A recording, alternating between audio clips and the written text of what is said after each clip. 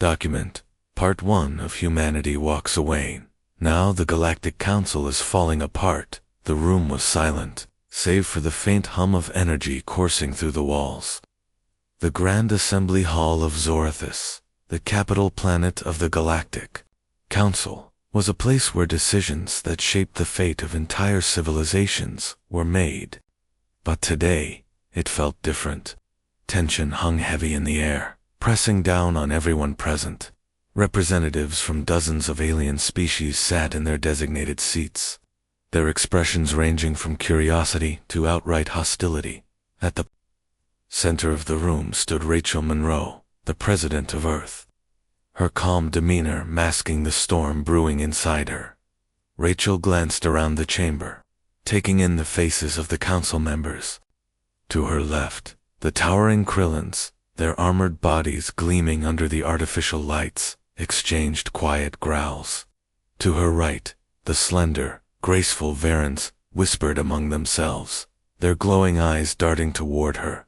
Behind her stood Admiral Daniel Hayes, his presence steady and reassuring. He had been her closest ally through this unprecedented decision, but even he couldn't fully predict how the council would react. Rachel took a deep breath and stepped forward. Her voice echoed through the hall as she began to speak. "Esteemed members of the Galactic Council," she said, choosing her words carefully. "After much deliberation and consideration, humanity has come to a difficult conclusion. It is with great regret that we announce our formal withdrawal from the Council." A ripple of murmurs spread across the room like wildfire. Some representatives leaned forward in disbelief, while others exchanged sharp glances. Rachel continued, her tone unwavering. "This decision was not made lightly. For decades, humanity has sought to contribute to the betterment of interstellar relations. We have worked tirelessly to mediate conflicts, share knowledge, and foster cooperation among the stars. But recent events have forced us to reevaluate our role within this body." She paused, letting her words sink in. The silence that followed was deafening. Even the usually vocal Krillin ambassador, General Vorak, remained still, his piercing gaze fixed on Rachel. She could feel the weight of his stare, but she refused to falter.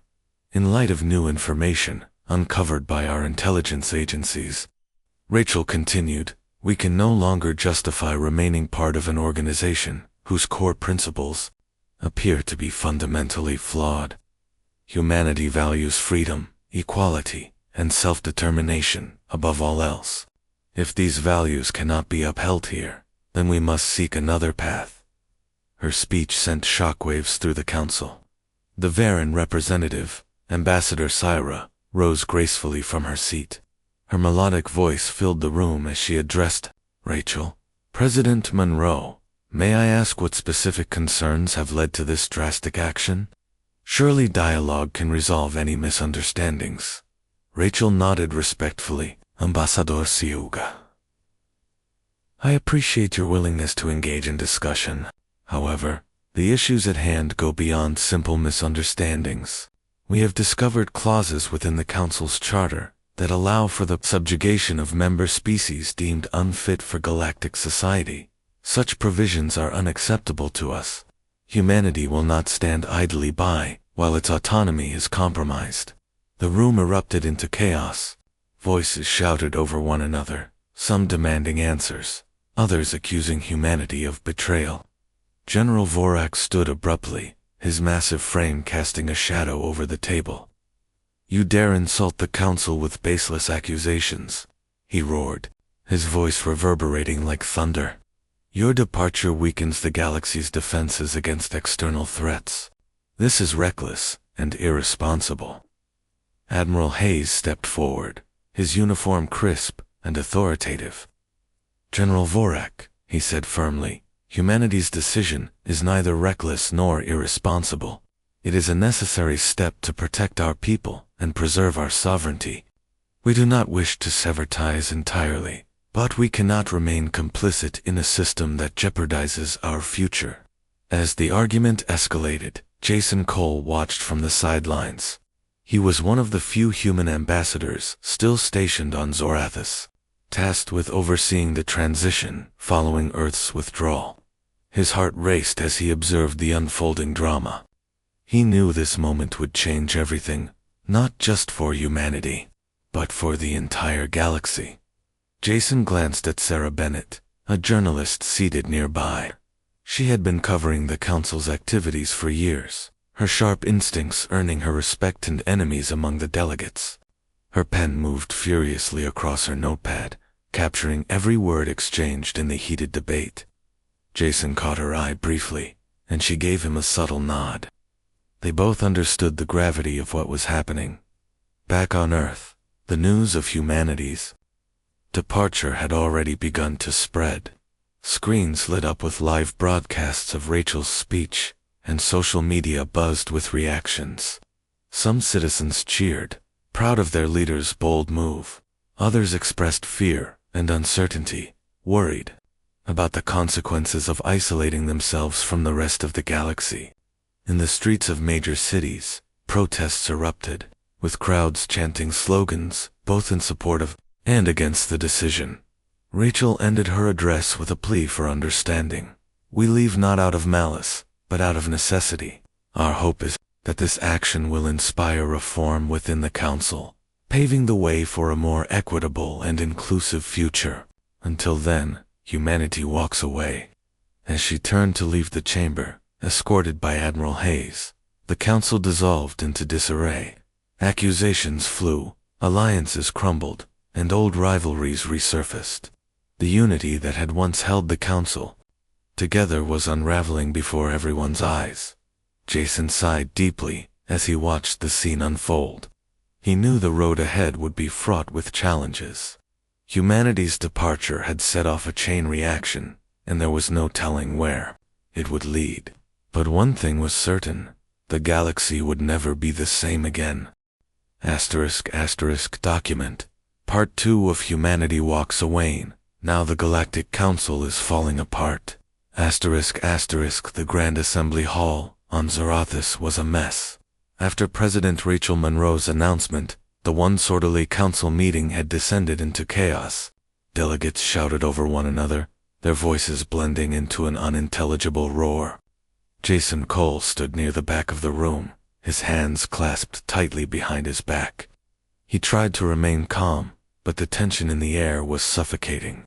As one of the few human ambassadors left behind, he knew this was only the beginning of a long and difficult process. General Vorak, the Krillin ambassador, was at the center of the storm. His deep, guttural voice cut through the noise like a blade. "This is sabotage," he bellowed, slamming his massive fist onto the table. The impact sent a tremor through the floor, silencing some of the delegates momentarily. "The humans have conspired with the Varens to destabilize the Council. They think they can walk away without consequences. This will not stand." Ambassador Silra, the Varen representative, rose gracefully from her seat. Her glowing eyes narrowed as she addressed Vorak. "Your accusations are baseless." "General," she said, her melodic voice carrying an edge of steel, "the humans have made their decision, and it is within their rights to do so. If you wish to accuse anyone of betrayal, look no further than your own faction's aggressive policies." Jason winced inwardly. The Varens were known for their diplomacy, but even they couldn't mask the growing animosity between the two powerful species. He glanced at Sarah Bennett, who sat nearby, scribbling furiously in her notebook. She caught his eye and gave him a small, knowing smile. Jason appreciated her presence. She had a way of cutting through the noise and getting to the truth. Still, he couldn't shake the feeling that things were about to get much worse. As the shouting match continued, Jason slipped out of the chamber unnoticed. He needed a moment to think, to process what had just happened. Walking down the sleek, metallic corridors of the council building, he replayed Rachel Monroe's words in his mind. Humanity's withdrawal wasn't just a political move, it was a statement. A declaration that Earth would no longer tolerate being part of a system that threatened its freedom. But Jason couldn't ignore the cost.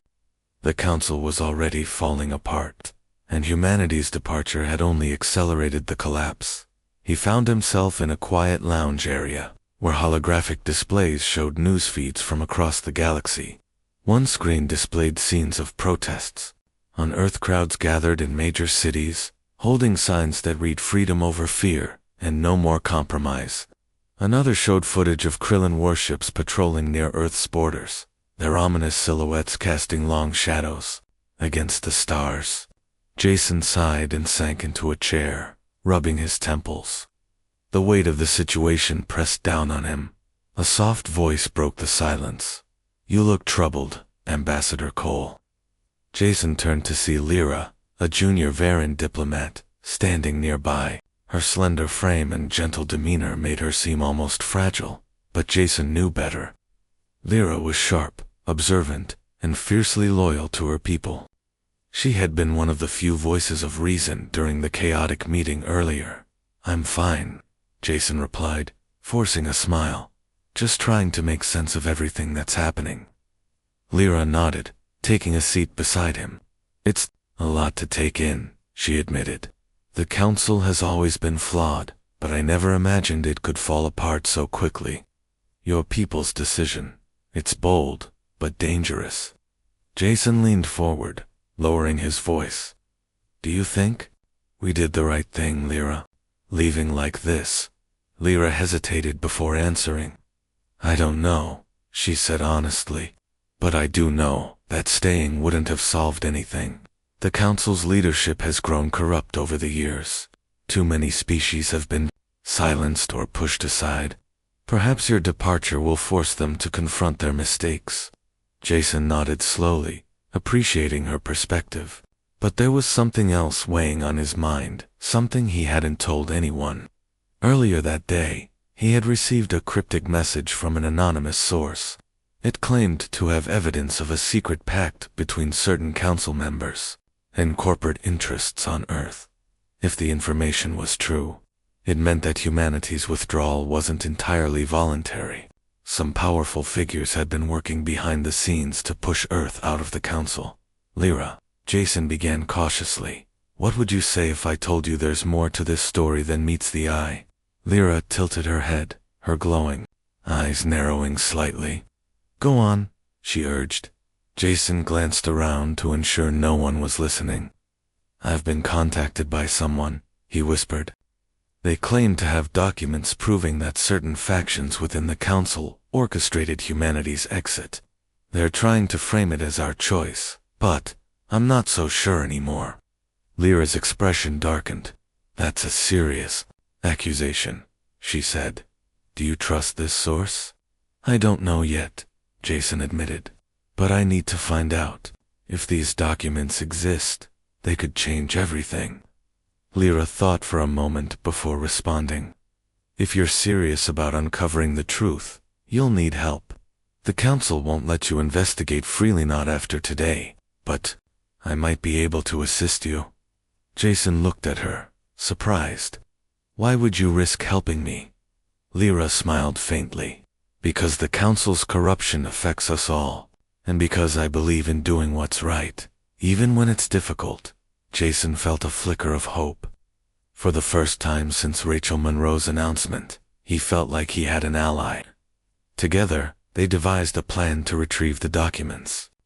The source had instructed Jason to meet them at an abandoned space station orbiting Zorathis. It was risky, but Jason knew he didn't have a choice. If the truth was out there, he had to find it. Meanwhile, back on Earth, tensions were rising. Brian Harper, a young activist, stood atop a makeshift stage in the heart of New York City. A crowd of thousands had gathered to hear him speak. His fiery speeches had become a rallying cry for those who opposed the government's handling of the council's withdrawal. "This isn't just about leaving the council," Brian shouted, his voice amplified by a portable mic. "It's about transparency. Why won't they tell us the real reason we're walking away? What are they hiding?" The crowd erupted in cheers, holding up signs and chanting slogans. Among them was Laura Mitchell, a former council liaison who had resigned under mysterious circumstances.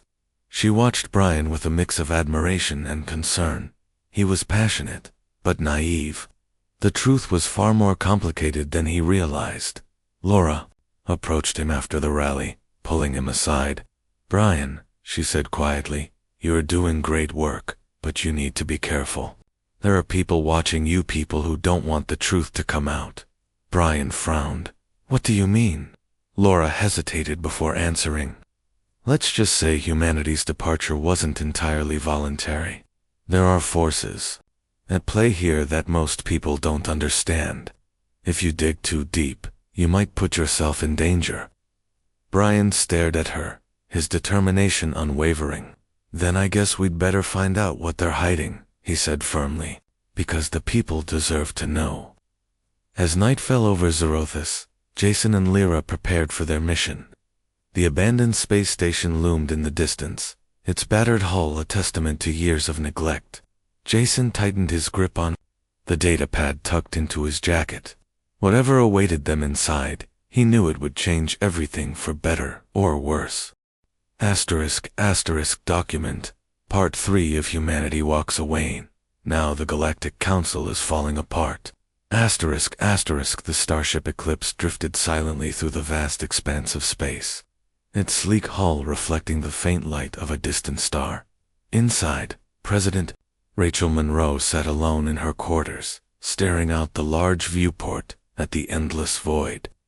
Her mind was heavy with thoughts of what lay ahead for humanity. The decision to leave the Galactic Council had been hers to make, but she couldn't shake the feeling that it wasn't entirely her choice. Behind the scenes, forces she barely understood had pushed Earth toward this moment. Rachel's communicator buzzed softly on the desk, breaking the silence. She picked it up and saw a message from Lieutenant Emily Grant, her trusted advisor. "Madam President," Emily began, her voice calm but firm, "we need to talk." Moments later, Emily entered the room, carrying a datapad filled with classified information. She closed the door behind her and took a seat across from Rachel. "I've been reviewing the intelligence reports," Emily said, placing the datapad on the table between them. "There's something you need to know about why we were forced to leave." Rachel frowned, leaning forward. "What is it?" Emily hesitated, as if weighing her next words carefully. "It's worse than we thought," she admitted. "The Council's charter has a hidden clause of failsafe, if you will. If any member species is deemed unfit for galactic society, they can be stripped of their rights and resources. Humanity was close to being labeled unfit. Someone leaked this information to us, and that's why we had to act fast." Rachel felt a chill run down her spine. "Who leaked it?" she asked. "We don't know yet," Emily replied, "but whoever it was saved us from being subjugated. That's why I think our departure might not have been entirely voluntary. Someone wanted us out for reasons we haven't uncovered yet." Rachel sighed deeply, rubbing her temples. "If this gets out, it could destroy whatever trust is left between Earth and the rest of the galaxy," she said. "We're walking a tightrope here, Emily. One wrong step, and everything falls apart." Emily nodded. "I understand, Madam President, but keeping this secret isn't going to be easy. Some people already suspect something's wrong. Look at the protests back home. People are demanding answers." Rachel glanced at the screen on her desk, which displayed live footage of demonstrations across Earth. Crowds chanted slogans like, "Truth over lies," and "No more secrets." Brian Harper, the young activist, was leading one of the largest rallies in New York City. His fiery speeches had struck a chord with the public, and his growing influence worried Rachel. She admired his passion, but feared where it might lead. "Brian? Harper is trouble," Rachel muttered. "He's stirring up dissent, and he doesn't even know the half of it." Emily leaned closer. "Maybe that's not such a bad thing," she suggested. "If we play our cards right, we could use him to expose the truth, at least part of it. Without revealing everything, of course." Rachel shook her head. "Too risky," she said. "If the Council finds out we're using internal divisions to our advantage, They'll accuse us of manipulation. And then what? We'll lose what little credibility we have left. Emily fell silent, knowing Rachel was right. For now, they would have to tread carefully, balancing secrecy with transparency. But the strain was already showing, not just on Rachel, but on everyone aboard the Eclipse. Down in the ship's command center, Captain Ryan Foster stood watch over the crew. A seasoned officer with years of experience, Ryan had always prided himself on his ability to keep a cool head under pressure. But today, he found himself struggling to maintain composure. The tension among the crew was palpable, and whispers of dissent had begun to spread. One of the junior officers, a young woman named Mia Torres, approached him cautiously. "Captain," she said, her voice trembling slightly, "can I ask you something?" Ryan turned to face her, his expression softening. "Of course, Officer Torres. What's on your mind?" Mia hesitated before speaking. "Do you think we made the right decision? Leaving the council, I mean. Some of us, well, we're not sure. It feels like we're cutting ourselves off from the rest of the galaxy." Ryan sighed, running a hand through his short-cropped hair. "I won't lie to you, Torres," he said. "This wasn't an easy decision. But sometimes, doing the right thing means making sacrifices. The council wasn't protecting us anymore, it was holding us back. Staying would have been a death sentence in the long run." Mia nodded slowly, though her uncertainty lingered. "I just hope we know what we're doing," she murmured. "So do I," Ryan replied quietly. He watched as Mia returned to her station, her shoulders slumped with doubt. He wished he could reassure her completely, but the truth was, he shared some of her fears. The road ahead was uncertain, and the risks were immense. Meanwhile, aboard the same ship, Lieutenant Emily Grant continued her investigation into the mysterious leak that had exposed the Council's hidden claws. She pored over encrypted files and cross-referenced data points, searching for any clue that might reveal the source. Hours passed, and just when she was about to give up, she stumbled upon something unusual, a series of communications between Earth's government and a shadowy organization known only as the Nexus. Her heart raced as she read through the messages. They were vague, filled with coded language. But one thing was clear. The Nexus had orchestrated humanity's withdrawal from the Council.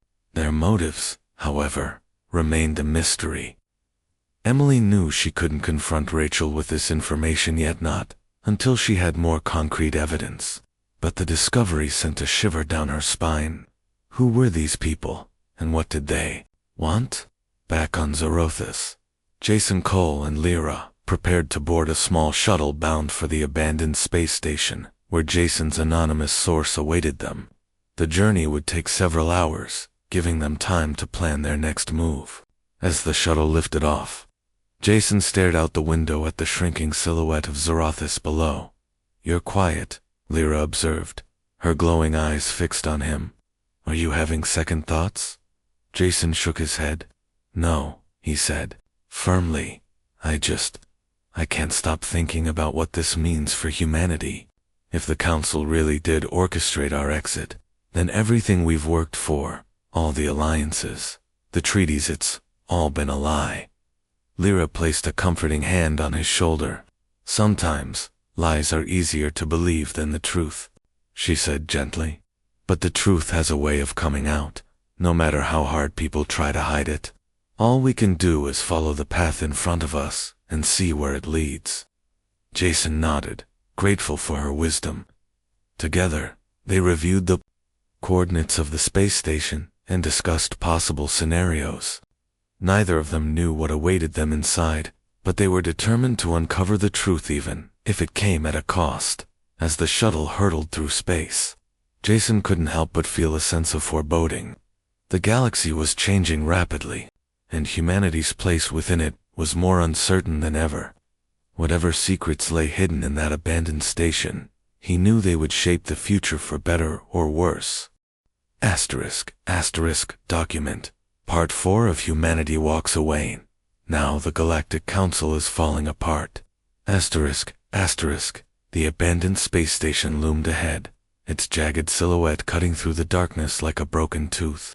Jason Cole stared at it through the shuttle's viewport, his stomach tightening with unease. The station hadn't been used in decades, and its battered exterior showed signs of neglect. Panels were missing, exposing the skeletal framework beneath, and faint sparks of electricity crackled along its surface.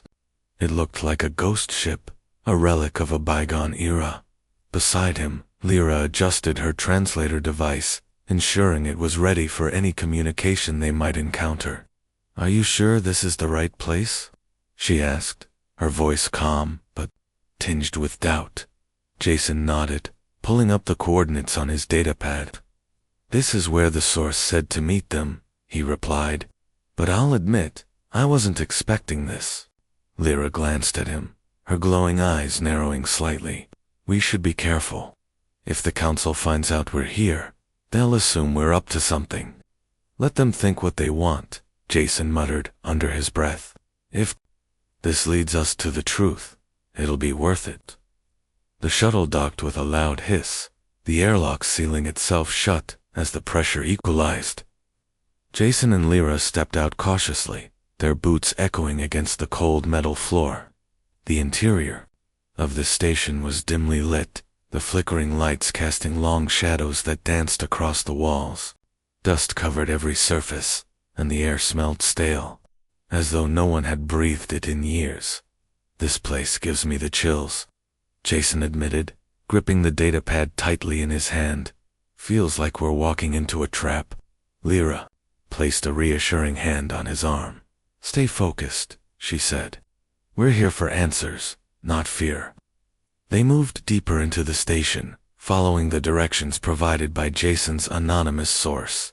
The corridors twisted and turned, leading them through empty chambers and rusting machinery. At one point, they passed what appeared to be an old communications hub, its screens cracked and dark. Lyra paused to examine it, running her fingers over the dusty control panel.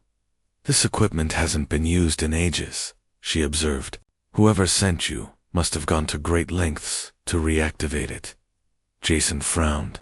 "Or they knew exactly how to bypass the usual channels. Whoever they are, they're good."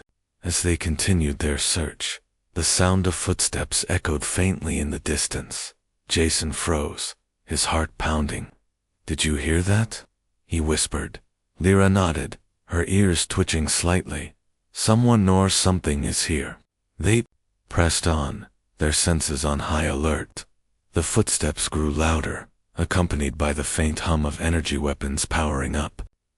Suddenly, a figure emerged from the shadows, a tall, humanoid alien clad in a sleek black suit. His face was obscured by a mask, and his weapon was trained directly on them. "Stop right there," the figure growled, his voice distorted by the mask.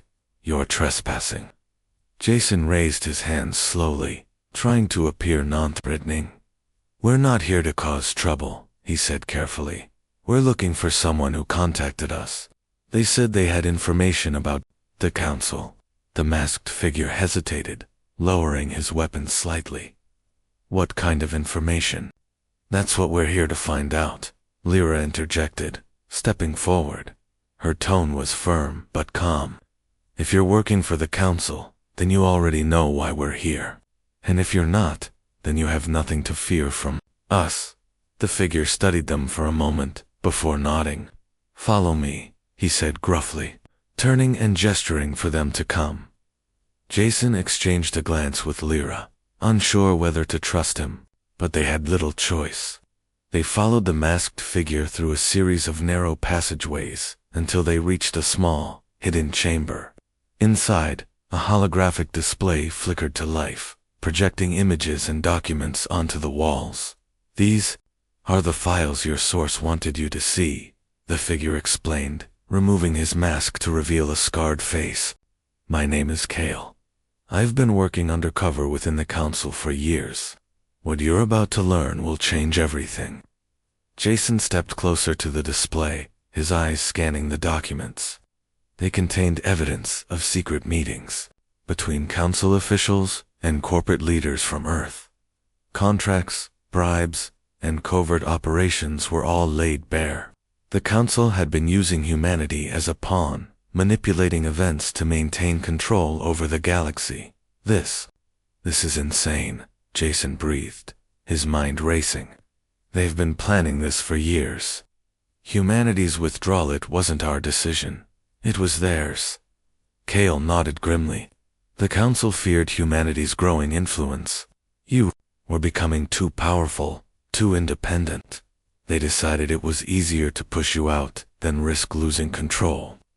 Lyra's expression hardened. And what about the other species?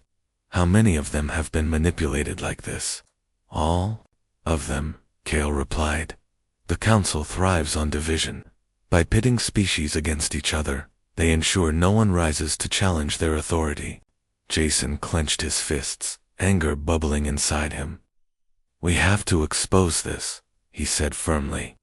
The galaxy deserves to know the truth. Kale shook his head. It won't be easy. The Council has eyes and ears everywhere. If they find out you have these files, they'll stop at nothing to silence you. We don't have a choice, Lyra insisted. If we stay quiet, nothing changes. We owe it to everyone, the humans, the Varons, even the Krillins, to fight back. Kale studied them for a moment before nodding reluctantly. Then take these files, he said, handing Jason a small data chip. But be careful. Trust no one, not even your own people. With that, Kale disappeared into the shadows, leaving Jason and Lyra alone in the chamber. They stood in silence for a moment, the weight of what they had just learned pressing down on them. What do we do now? Lyra asked softly. Jason took a deep breath, his resolve hardening. We get this information back to Earth, no matter what it takes. As they made their way back to the shuttle, they encountered another obstacle. A group of Krillin enforcers, led by Commander Tarn, had arrived at the station. Their armored figures blocked the exit, their weapons drawn. You didn't think you could leave without us noticing, did you? Tarn sneered, his voice dripping with menace. Hand over whatever you found, or you'll regret it. Jason and Lyra exchanged a glance. They were outnumbered and outgunned, but giving up wasn't an option.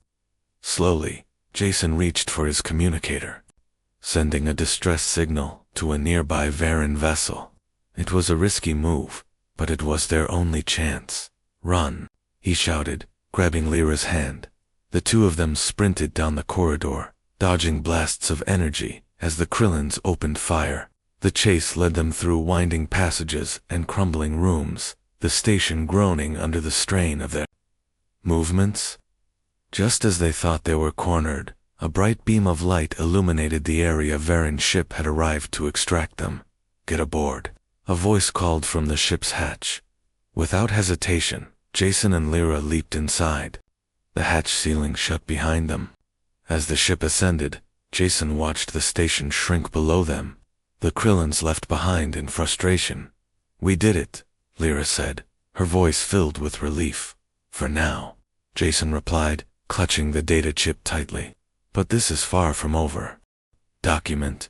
Part 5 of Humanity Walks Away. Now the Galactic Council is falling apart, back on Earth. The debate over humanity's departure from the Galactic Council had reached a fever pitch. Cities buzzed with protests, arguments, and uncertainty. In New York City, Brian Harper stood at the center of it all. The young activist had become a symbol of resistance, his fiery speeches drawing thousands of supporters to rallies across the country. His message was simple, but powerful. The government wasn't telling the full truth about why Earth had left the Council. On this particular evening, Brian addressed a massive crowd gathered in Times Square. The air was thick with tension as people held up signs reading "Transparency now." And what are they hiding? Brian adjusted the microphone, his voice steady, despite the chaos around him. They keep telling us we're better off without the Council, he began, his words carrying through the speakers. But why? Why now? Why so suddenly? If leaving was truly our choice, then why won't they explain their reasons? Something doesn't add up. The crowd erupted into cheers, their frustration echoing through the streets. Brian paused, letting the noise settle before continuing. We deserve answers, not just for ourselves, but for future generations. If the government won't give us the truth, then we'll find it ourselves. Among the crowd stood Laura Mitchell, her arms crossed as she listened intently. A former council liaison, Laura had resigned months ago after uncovering hints of corruption within Earth's leadership. She admired Brian's passion, but she also knew how dangerous his quest could be. The truth was buried deep, protected by people who wouldn't hesitate to silence anyone who got too close. As the rally ended, Laura approached Brian cautiously. "You're doing great work," she said, her tone measured. "But you need to be careful. Pushing too hard might put you in danger." Brian turned to face her, his expression defiant. "I'm not afraid," he replied. "If they want to stop me, let them try. The people have a right to know what's really going on." Laura sighed, knowing there was no changing his mind. "Fair enough," she said. "But if you're serious about uncovering the truth, you'll need help. I've been digging into this for months. There are connections between Earth's corporate elites and the Council that go back years. If you're willing to listen, I can share what I've found." Brian hesitated, studying her carefully. "Why should I trust you?" "Because I've already lost everything trying to expose this," Laura admitted. "My career, my reputation, it's all gone. But I believe in doing what's right, even when it costs me." Her honesty struck a chord with Brian. He nodded slowly. "All right," he said. "Let's talk, but not here. Somewhere private." Later that night, Brian and Laura met in a quiet cafe on the outskirts of the city. The dim lighting and soft hum of conversation provided the perfect cover for their discussion. Laura spread out a collection of documents on the table, pointing to names and dates highlighted in red. "These are the key players," she explained. "Corporate executives, government officials, even members of the council. They've been working together to manipulate events for decades. Humanity's withdrawal wasn't a decision made for freedom, was orchestrated to protect their interests." Brian's eyes widened as he scanned the documents. "This is huge," he muttered. "If this gets out, it will change everything," Laura finished. "But getting it out isn't easy. These people have resources, influence, and power. They'll do whatever it takes to keep this hidden." Brian leaned back in his chair, his mind racing. "Then we need proof," he said firmly. "Something undeniable, something they can't ignore." Laura nodded. "That's where things get tricky. Most of the evidence is encrypted or buried in classified files. Accessing it would require breaking into secure systems and risking arrest." "We don't have a choice," Brian insisted. "If we don't act, no one will." Meanwhile, aboard the Eclipse, President Rachel Monroe faced growing unrest among her crew. The ship's command center buzzed with activity as officers monitored communications from Earth. Reports of protests and dissent flooded in, painting a picture of a planet on edge. Rachel sat in her quarters, reviewing updates from Lieutenant Emily Grant. "The situation is escalating faster than we anticipated," Emily said, her tone grave. "People are starting to question everything. Some are even accusing us of conspiring with corporate interests to leave the council." Rachel rubbed her temples, feeling the weight of leadership pressing down on her. "They're not wrong," she admitted quietly. "Not entirely, anyway. We didn't have a choice, Emily. Staying in the council would have meant losing control of our own destiny." "I understand, Madam President," Emily replied, "but understanding doesn't make it easier to govern. The crew is restless, and morale is slipping. If we don't address this soon, it could lead to mutiny." Rachel sighed deeply. "What do you suggest?" Emily hesitated before answering. "Transparency. We can't reveal everything, not yet, but we can offer some explanation. Enough to ease tensions, while we focus on finding a solution." Rachel nodded reluctantly. Prepare a statement, she instructed, but tread carefully. We can't afford to lose the little trust we have left. Hours later, Rachel addressed the crew via a live broadcast throughout the ship. Her voice was calm but firm as she spoke. I know many of you are questioning our decision to leave the council, she began, and I don't blame you. This was not an easy choice, nor was it made lightly. The council's structure has grown, corrupt, and staying would have placed humanity at risk. Our departure was necessary to protect our autonomy and ensure our survival. The room fell silent as the crew absorbed her words. Some seemed reassured, while others remained skeptical. Captain Ryan Foster watched from the back of the room, his arms crossed tightly. He respected Rachel's leadership, but he couldn't ignore the doubts lingering in his mind. After the broadcast, Ryan approached Emily privately. Do you think she told them enough? He asked. Emily shook her head. No, she admitted. But it's all we can give them for now. The truth is complicated, Ryan. Revealing too much could make things worse. Ryan frowned, his gaze distant. Sometimes, the truth is worth the risk, he muttered, back on Earth. Brian and Laura worked late into the night, piecing together the fragments of evidence they had uncovered. Their efforts were interrupted by a sudden knock on the door. Laura froze, her hand hovering over a hidden weapon. Who is it? She called cautiously. It's me, came a familiar voice. Brian opened the door to reveal Mia Torres, the junior officer from the Eclipse. She looked exhausted, her uniform disheveled, and her eyes bloodshot. What are you doing here? Brian asked, surprised. Mia stepped inside, closing the door behind her. I overheard something, she whispered urgently. Captain Foster and Lieutenant Grant there, hiding something big. Something about why we left the council. Laura exchanged a glance with Brian. Go on, she urged. Mia took a deep breath. There's talk of a secret organization pulling the strings. They call it the Nexus. I don't know much, but it's tied to everything. The council, the corporations, even our government. Brian's heart raced. This is it, he said. This is the proof we need.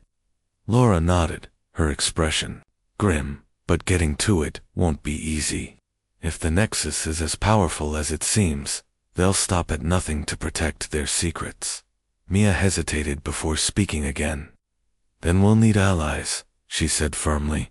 People who aren't afraid to fight back. Brian smiled faintly. Looks like we just found one.